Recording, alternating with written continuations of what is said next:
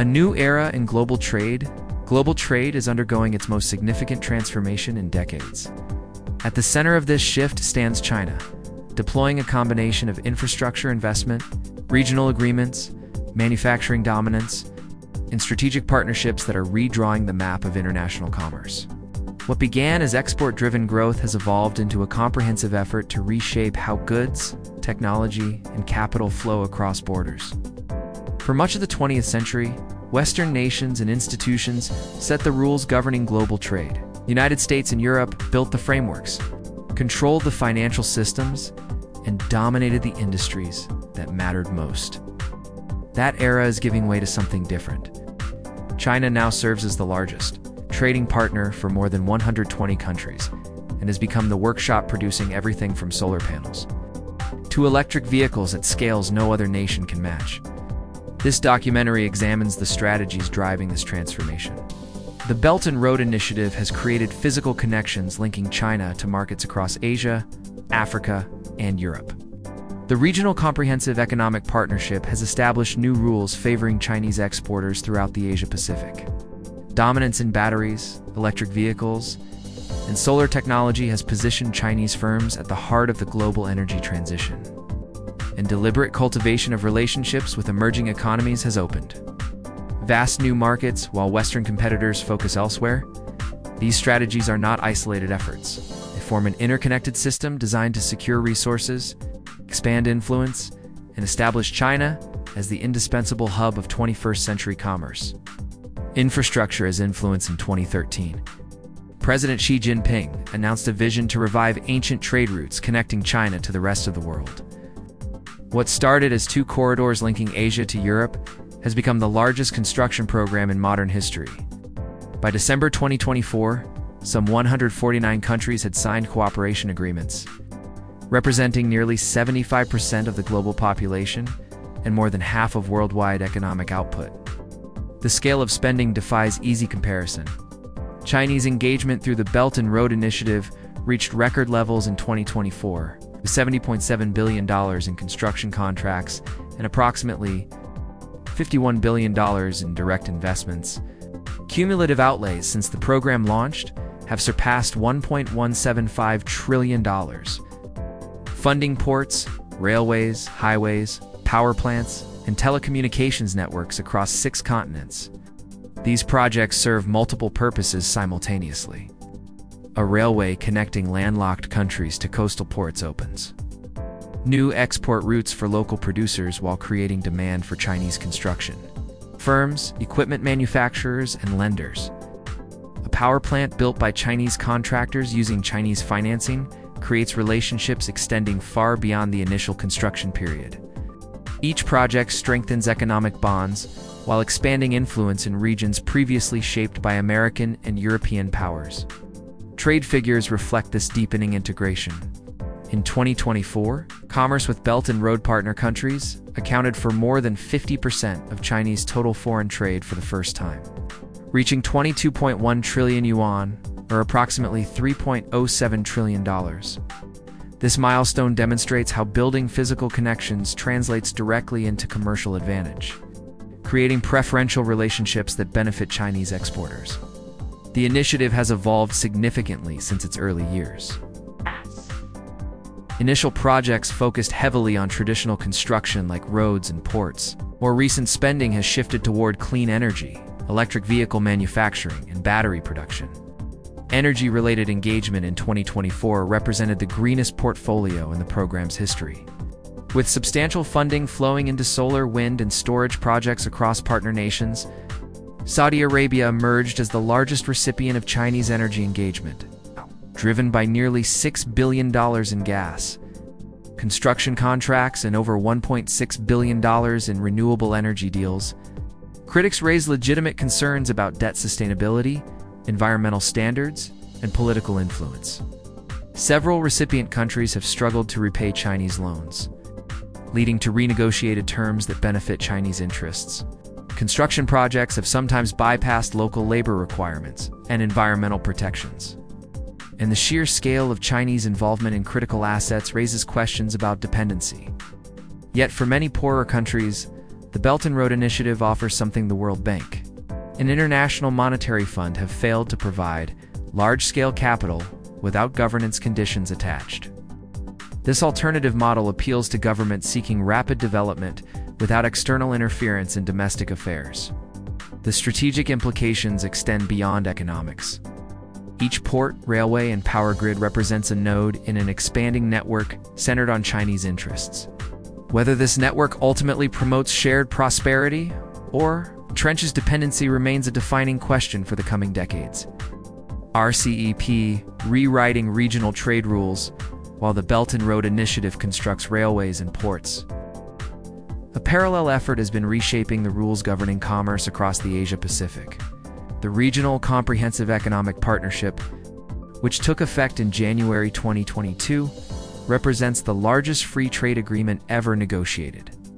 15 nations spanning from Japan and South Korea to Australia and New Zealand have joined China in creating a bloc encompassing 30% of global economic output and 30% of the world's population. The agreement matters because it establishes China as the anchor of regional trade architecture for the first time. Previous frameworks like the Trans-Pacific Partnership explicitly excluded the country. RCEP reverses that dynamic, placing Chinese interests at the center of a system designed to reduce barriers and harmonize standards across the fastest-growing economic region on Earth. Tariff reductions form the agreement's foundation. More than 90% of goods traded within the bloc will eventually qualify for zero tariff treatment. 4 Chinese manufacturers already benefiting from massive production scale. These reductions amplify existing cost advantages. Products that were marginally competitive become decisively cheaper once import duties disappear. The numbers reflect growing integration.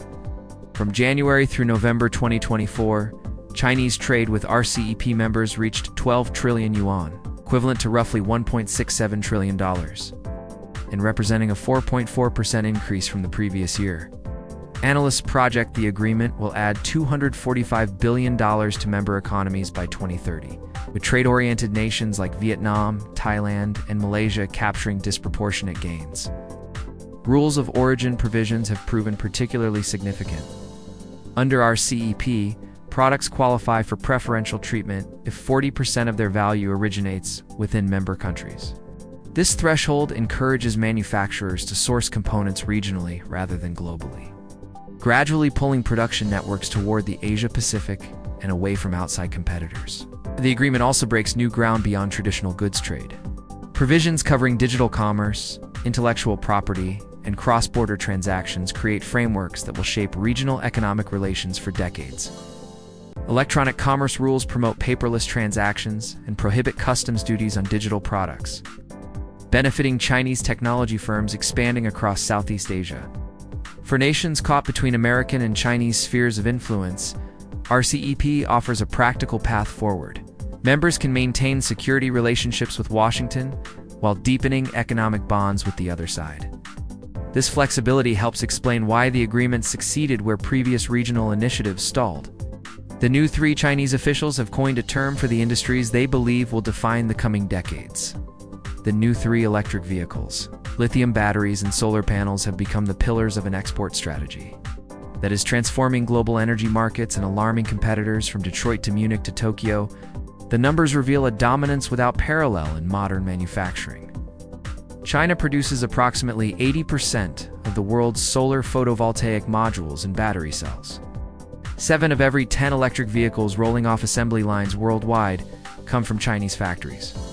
In 2024, exports of these products reached a record $210 billion, with $90 billion flowing to the global south alone. This supremacy did not emerge by accident.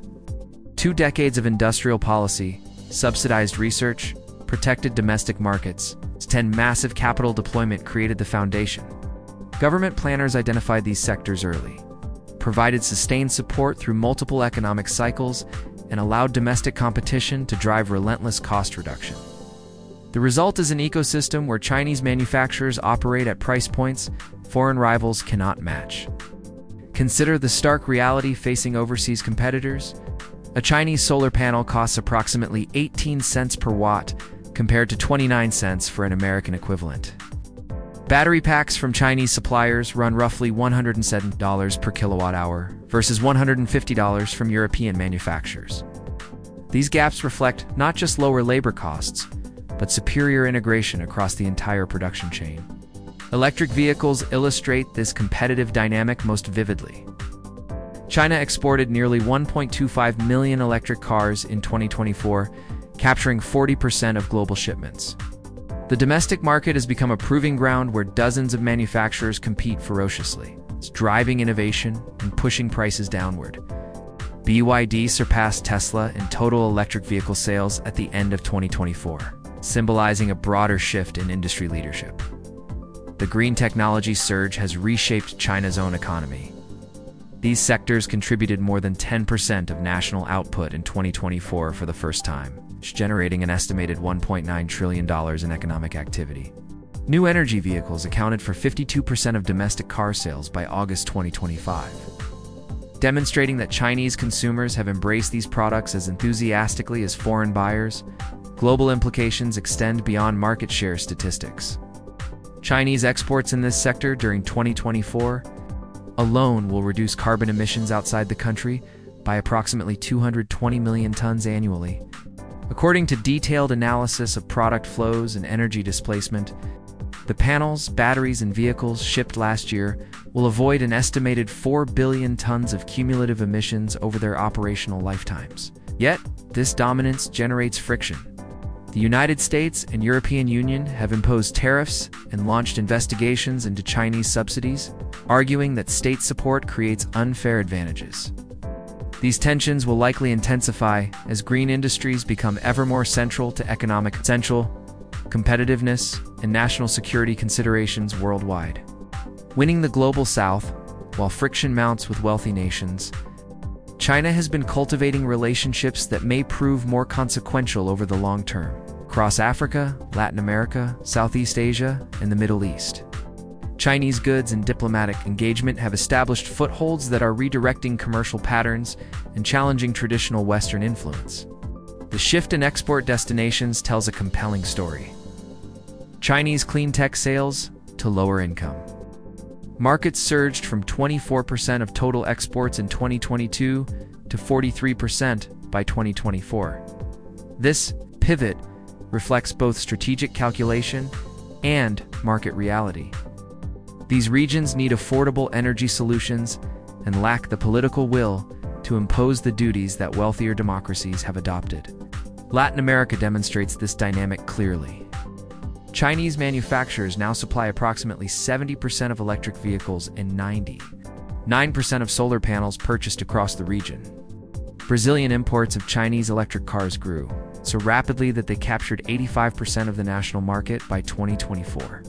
Mexico has become a major destination as manufacturers seek proximity to North American consumers while avoiding direct tariff exposure. Africa represents the fastest-growing frontier. Chinese electric vehicle exports to the continent nearly tripled in the first 8 months of 2025 compared to the same period 1 year earlier. Nations like Morocco and Nigeria are becoming significant markets. South Africa has emerged as a hub for battery and energy storage shipments. From an admittedly small base, African demand is expanding at rates that dwarf growth elsewhere. Southeast Asia occupies a particularly strategic position. The region offers manufacturing alternatives for companies seeking to reduce reliance on Chinese production while remaining close enough to benefit from established supplier networks. Indonesia recorded the largest increase in Chinese electric vehicle imports of any country in 2025, with battery-powered cars reaching 14% of new vehicle sales by August. Thailand and Vietnam have attracted both finished products and factory investments. China has sweetened these relationships with favorable terms. In 2024, it granted zero tariff treatment to 100% of product categories from least developed countries maintaining diplomatic ties. This policy strengthens commercial bonds while generating goodwill that translates into support at international forums. The strategy carries risks alongside rewards. Flooding markets with inexpensive goods can undermine local industries before they mature, creating resentment that may eventually fuel political backlash. Some nations have begun questioning whether Chinese involvement truly benefits their populations or merely extracts resources while accumulating leverage. Nevertheless, the momentum appears unmistakable as wealthy nations erect barriers. The rest of the world offers vast markets hungry for affordable technology. China has positioned itself as the natural supplier for this demand. Tariffs and trade wars, the expansion of Chinese commercial power, has not proceeded without resistance. Governments in North America and Europe, alarmed by growing dependencies and strategic vulnerabilities, have responded with duties, export controls, and restrictions that have fundamentally altered the landscape of international commerce. The United States has led this pushback most aggressively. Levies on Chinese goods escalated through multiple rounds of increases, reaching 126.5% on many product categories. By May 2025, these measures aim to offset the cost advantages Chinese manufacturers enjoy and encourage production to shift toward domestic facilities or allied nations. Beyond duties, Washington has restricted exports of advanced semiconductors and manufacturing equipment, seeking to slow Chinese technological advancement in areas deemed critical to national security. Europe has followed a more cautious path but moved in the same direction. The European Union launched investigations into Chinese electric vehicle subsidies and imposed provisional duties on imported cars. Officials argue that state support gives Chinese manufacturers unfair advantages, threatening European automakers already struggling with the transition away from internal combustion engines. Chinese policymakers have responded with a mixture of retaliation and adaptation. Countermeasures target American agricultural products and other politically sensitive exports. More significantly, the pressure has accelerated efforts to reduce reliance on Western technology and markets. Domestic semiconductor programs have received enormous funding increases. Export destinations have diversified toward nations less likely to impose restrictions. The consequences ripple outward in multiple directions. Surveys indicate that approximately 43% of multinational corporations are actively considering relocating production away from China. Some analysts project that up to 30% of manufacturing capacity could shift to Southeast Asian alternatives within the coming years. Vietnam, Thailand, Indonesia, and India have all attracted facilities from companies seeking to hedge against further deterioration in relations between major powers. Yet complete separation remains impractical for most industries. Chinese factories still produce components that cannot be easily sourced elsewhere. 60% of the global semiconductor production chain depends on Chinese manufacturing at some stage. The batteries powering electric vehicles worldwide rely overwhelmingly on processing capacity concentrated within Chinese borders. Severing these connections entirely would require outlays measured in hundreds of billions of dollars and timelines stretching across decades. This reality has produced an uneasy equilibrium. Commerce continues at massive scale, even as political rhetoric sharpens and restrictions multiply. Companies navigate an increasingly complex regulatory environment, maintaining relationships with Chinese suppliers while simultaneously developing alternatives. Governments impose targeted barriers while avoiding measures that would trigger outright rupture. The question facing policymakers and business leaders alike is whether this managed competition can persist indefinitely or will eventually give way to deeper fragmentation. Decoupling or deeper dependence? Rhetoric about separating from China has become commonplace in boardrooms and government ministries across the developed world. The reality on the ground tells a more complicated story. Even as political tensions mount and restrictions multiply, commercial interdependence has proven remarkably persistent. The paradox becomes clear when examining actual flows. Despite years of escalating friction, China remains the largest trading partner for more nations than any other country. Belt and Road participants now account for more than half of Chinese foreign commerce. Trade with our CEP members continues growing, even as American and European markets face new obstacles. The global economy has not separated so much as rewired, with Chinese connections proliferating in some directions, even as they weaken in others. Corporate behavior reflects this ambiguity. Major manufacturers publicly announce plans to diversify sourcing, while quietly maintaining Chinese operations that remain essential to profitability. Apple has expanded assembly in India and Vietnam, yet still depends on Chinese facilities for the majority of its devices. Its automotive companies establishing new battery plants in North America continue obtaining minerals and parts from Chinese vendors. The concept of friendshoring has emerged as a middle path between full integration and complete separation. Companies seek to locate factories in countries aligned with Western geopolitical interests, while maintaining relationships with China for inputs that cannot be economically obtained elsewhere. This approach reduces exposure without eliminating linkages that would prove too costly to sever. The ASEAN bloc has become the primary beneficiary of this reconfiguration. Member states have attracted substantial investment from firms seeking alternatives to Chinese assembly, yet these relocations often strengthen rather than weaken Chinese influence. Many facilities in the region depend on Chinese machinery, parts, and technical expertise. Operations may appear to bypass China while remaining deeply connected through less visible channels. For Chinese strategists, this dispersal presents both challenges and opportunities.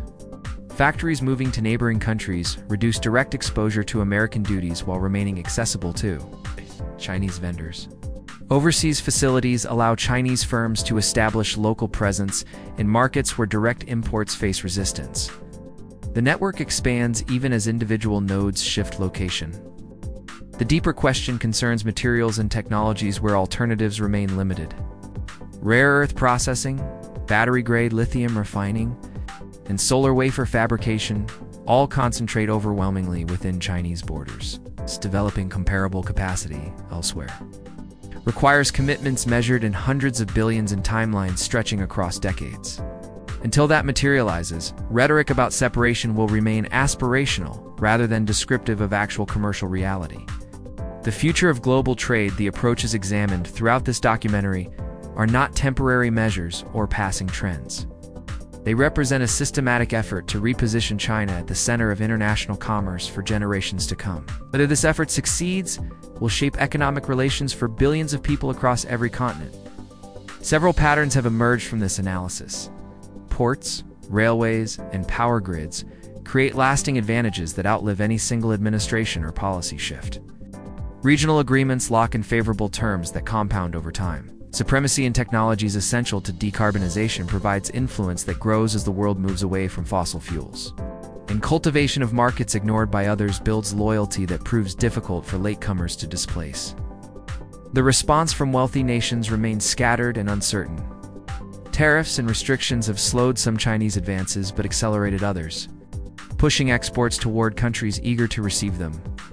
Attempts at disengagement have revealed how deeply Chinese capabilities are woven into global commerce. Alternative structures proposed by Western governments remain underfunded and poorly coordinated compared to what Beijing has assembled, yet outcomes are far from predetermined. Overreach could generate backlash that closes markets currently welcoming Chinese goods. Debt burdens in partner countries may eventually produce political reversals. Technological breakthroughs elsewhere could erode advantages that currently appear insurmountable. And domestic challenges within China itself may divert resources and attention away from international ambitions. What remains certain is that the foundations of global trade are being rebuilt. The rules written after World War II no longer describe how commerce actually functions. New structures are taking shape, with China playing a central role in their design. Understanding these shifts is essential for anyone seeking to navigate the economic landscape of the coming decades. The transformation is already underway,